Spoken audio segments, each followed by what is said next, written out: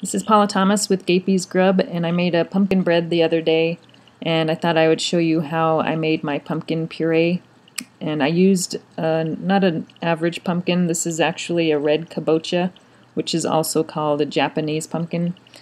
And the best way that I found for this type of pumpkin is to actually peel it first and then bake it in chunks.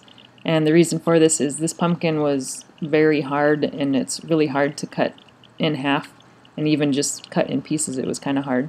So I thought this would probably be the best way to do it. If you can manage to cut it in half, that's the easiest way to make a pumpkin.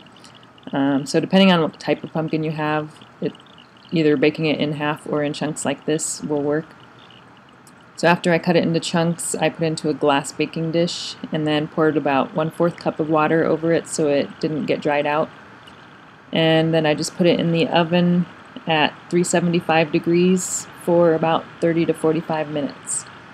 And you may want to open it up a couple times, check on it, make sure it doesn't burn. If it starts getting too dry, you want to add a little bit more water.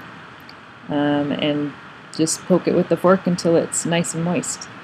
And then after I took it out, I let it cool for a little bit, and then I put it in my Blendtec blender, and I had a little bit of trouble blending it, so if you add a little bit of water, that will help